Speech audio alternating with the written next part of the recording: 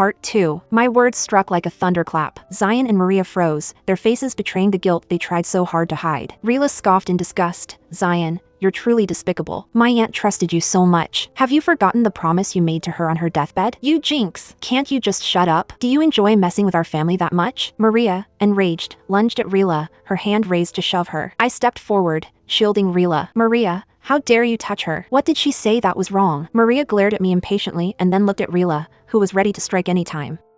Just then, some whispered about how my late mother had treated Zion like her own son. Unable to bear the humiliation, Maria collapsed theatrically to the floor, wailing. Why is my life so hard? Widowed at 30, raising my son alone, and now this? My granddaughter's dying, and my grandson's sick. Why are you all tormenting me? I might just die as well. Why can't Chloe just agree to save Benny? The hallway buzzed with louder whispers, some expressing pity, others scorn. Maria sobbed theatrically, snot and tears smearing her face.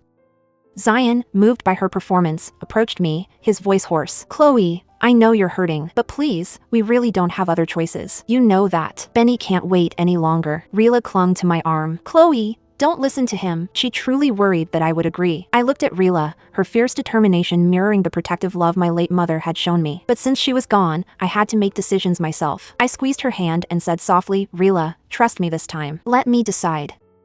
Her eyes searched mine before she reluctantly nodded. I released her hand and turned to Zion and Maria. Finally, I looked at Anita, still kneeling and sobbing quietly. Do you really want to save your son? Anita's head shot up, her eyes filled with desperate hope. She nodded frantically. Maria immediately stopped crying and stood. Chloe, listen to me. Saving Benny will only bring you benefits. It's better to end Quinn's suffering as soon as possible, and Benny would grow up remembering the sister who saved him.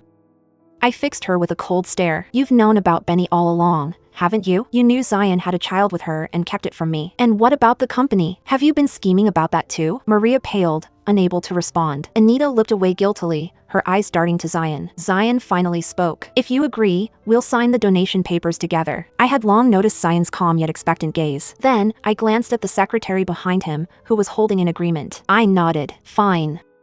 Since you've all planned so thoroughly, I'll agree. No, you can't sign this. Rila grabbed my arm, and everyone around gasped. Maria and Zion, however, lit up with relief and joy. Maria beamed. You've made the right choice. Chloe, that's wonderful. Anita, however, remained tense. She stared at me warily as if afraid I might change my mind. Seeing that I had agreed, Zion took off his mask and pulled Anita to her feet. What's your condition? I turned to Quinn's still form on the bed. Give me 1 month. If Quinn doesn't wake up by then, I'll agree to the donation. Anita started to protest, but Zion silenced her with a firm grip. Rila tugged at my sleeve, panicked. No, Chloe, don't sign anything. Zion snapped at her. Shut up. This has nothing to do with you. I looked at Rila and continued, and if you want me to sign, you'll also sign the divorce papers and transfer your shares of the company to me. I'll have a lawyer verify everything. Maria scoffed. You? Run the company? Don't make me laugh. I didn't dignify her with a response. Instead, I addressed Zion directly. Once this is done, we're finished. Don't ever contact me again. Zion tried to backpedal. Chloe, I didn't mean we should divorce. He sounded reluctant, but I knew it was just a show for the outsiders. I raised a hand to cut him off. Turning to the gathered crowd, I said loudly, you're all witnesses. Once we sign, there's no turning back. After this, Zion and I are strangers. Rila's eyes filled with tears. Why did you let them have it? I won't let anyone touch Quinn. I almost burst out crying.